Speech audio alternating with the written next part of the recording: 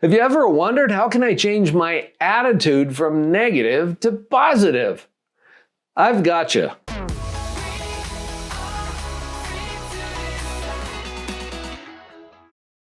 Hi, I am Dr. Paul Jenkins. I'm a positivity psychologist. And sometimes when we hear the word positivity, we think, oh, it's just pretending everything's peachy. No, we're getting to the science behind that. And when you understand what attitude is all about, you'll know how you can change it. Stick with me to the end of the video. I've got some powerful tips for you today. Part of my job is to illuminate the obvious, which is so fun because I get paid to tell people things they already know. But there are things that are obvious that are completely unnoticed. So let's go there for a minute. The feeling of your shirt. Can you feel it? Well, now you can, because I called it to your attention. This is an example of how our brain just tunes things out that don't seem important. And in the moment, the feeling of your shirt didn't seem important until I called it to your attention. Do you see how this works? Most of the processes in our mind are in that space. They are obvious once they're called to your attention, but completely unnoticed up until that point. So that's my job. Now, what you do with it after that is totally up to you. But make a note of this somewhere. Awareness precedes choice. Awareness precedes choice, meaning it comes before. You don't even have a choice until you become aware that you have a choice. That itself is obvious but unnoticed. And it's extremely crucial because the processes that are going on in your mind, once you become aware of those, then you can start to steer them. And another of my favorite sayings is, either you steer your thoughts or your thoughts are going to steer you. So who's really in charge here? Let's put you in the driver's seat. Your attitude is a choice. So the question is, how do I change my attitude from a negative one to a positive one? I don't know how to do that. I just have this negative attitude. Until you see it as a choice, it's not. It also helps a little to understand that attitude is a chosen position toward whatever your circumstances are. Position, attitude, those are very synonymous terms. And that comes from the aviation industry. When you're flying an airplane, your attitude or position determines where you're going to go next. Like if you have a nose down position, where are you going?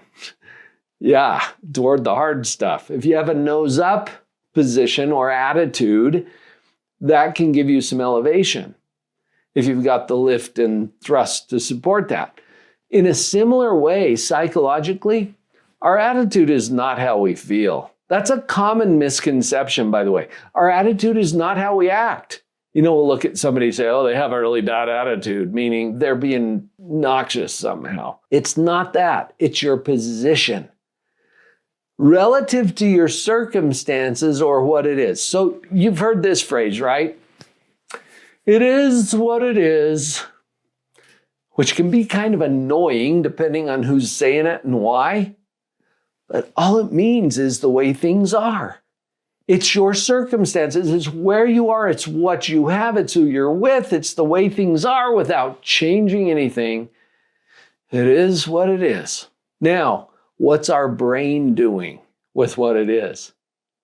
Our brain is constantly evaluating or judging what it is. Why? Because your brain has two main jobs: to keep you safe and to prove you right. And both of those get in our way all the time.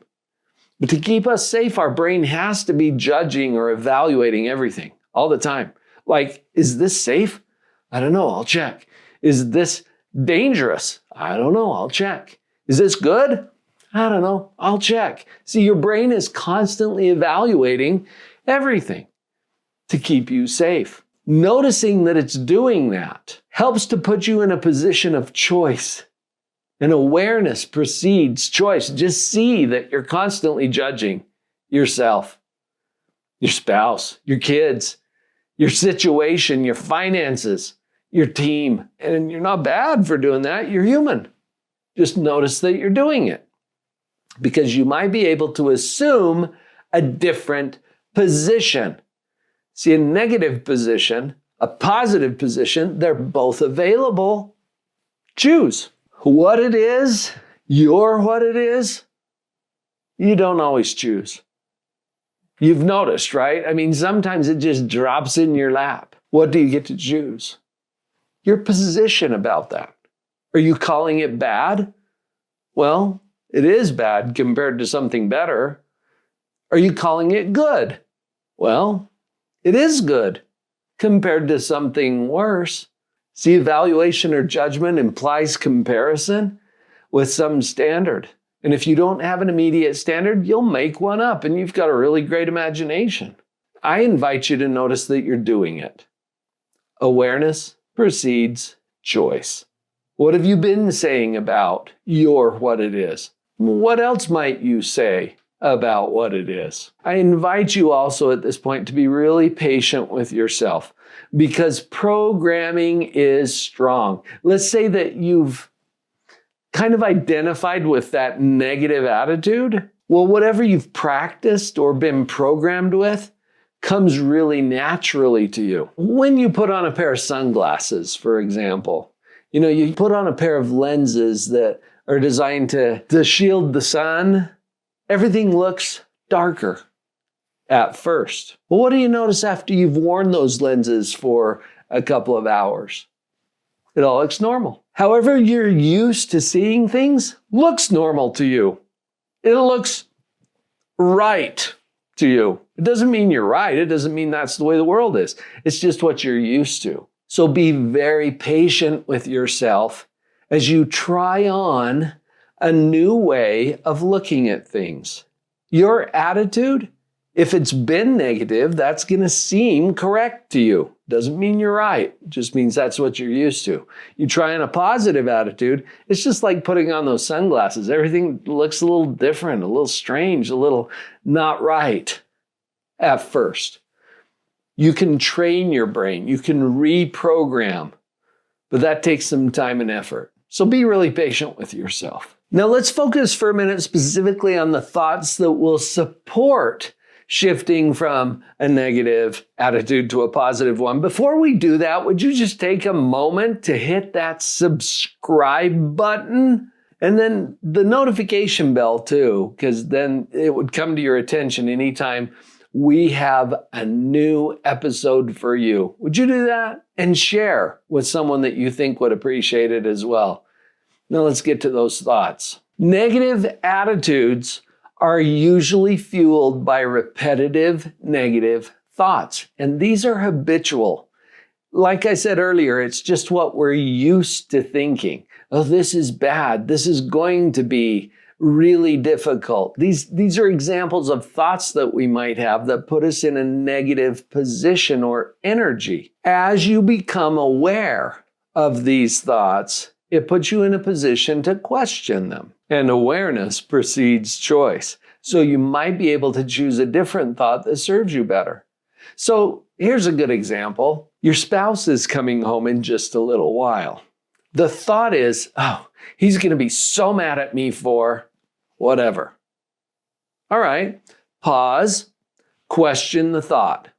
Really? Do I know that? For sure. Now there's a little piece of your brain that's going to kick in and, of course he is, he always does. Anytime we use the word always, in fact, my editor tells me we should always avoid the word always and never use the word never. It usually indicates that we've got some habitual pattern of thinking going on that isn't necessarily accurate, and it's really rare for that word to be accurate. He's always mad at me. No, he's not. Sometimes he's sleeping, and sometimes he's not mad at you. So just notice it. You call that into question. Really? Am I sure? Do I know that for sure? And usually the answer to that question is no, I don't know. I'm just guessing. Okay. Now you're in a position where you can consider other thoughts. Before you question it, you don't even have the choice. You can't consider another thought as long as you're just forging ahead with this one. So pause, question the thought, be willing to remain in the question. Your brain has two jobs: to keep you safe and to prove you right. Now we're getting to this other one. Your brain's job to prove you right kicks in a process that in psychology we call it the confirmation bias. All right. Confirmation bias is where your brain, once you latch onto a thought, your brain is going to look for and discover and find and unearth and even create and fabricate evidence that you're right. So once you think, my spouse is so rude, your brain will dutifully start looking for information to prove that that is true. And you'll even create and fabricate evidence for that. I invite you to notice it. I'm not even saying you should change it. Just notice it. Awareness precedes choice.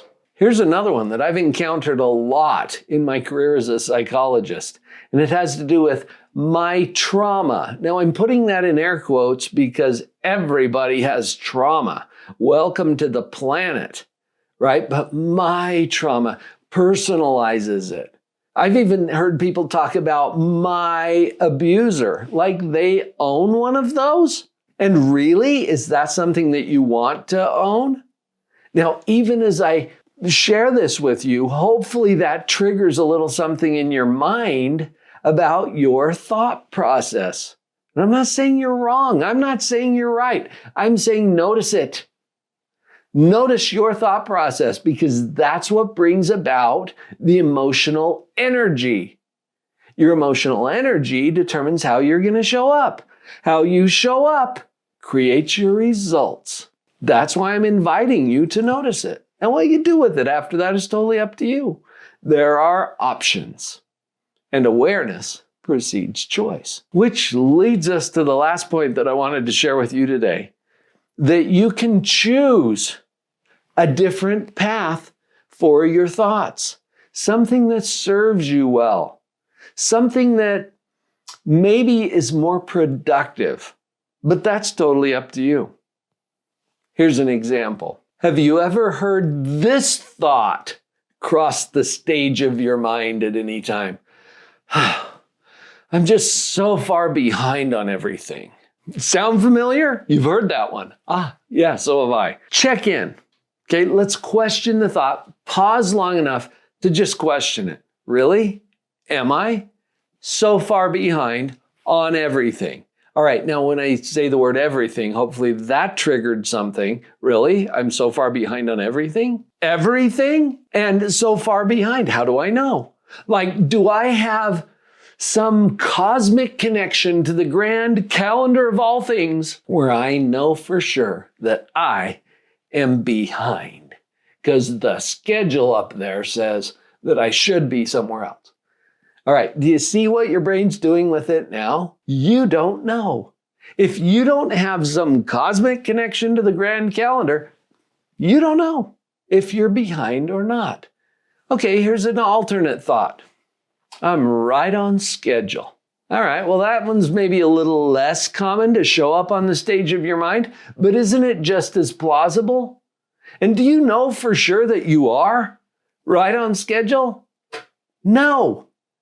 Just like the previous thought, you don't know. Since you don't know, notice that you're choosing a position. Now, awareness precedes choice. Until you see it as a choice, it's not. Notice that you've chosen a position and you know you're right, even though you don't know. But when I say that, notice that we know we're right. In fact, I think this is the number one error we make as humans in our psychology. We know that we're right. And it's not that we think we're right. No, this is a different level. This is like, I'm so far behind. And just notice that you know you're right about that, even though I just illuminated to you that you don't. It's a guess, it's a position, it's a chosen attitude. And since you don't know, what if you were to choose a position or attitude that serves you better? How does it feel, for example, to think I'm right on schedule? And I think there's ample evidence for that. I've been interviewing successful people my entire life. They all have a story. And that story always includes a hard part. You're in the middle of your hard part, perhaps. How does that mean you're not on schedule? Every successful person has one of those. What if you are right on schedule? And again, what you do with it is totally up to you. I invite you to see it. Do you see it? You know what? I've put together a Power of Positivity free workshop. This is a web class. This is a deeper dive into what we're talking about here today. Watch this next video, and I'll tell you more about the web class and how you can get involved with that if it's right for you. Thanks for listening. I'll see you on the other video.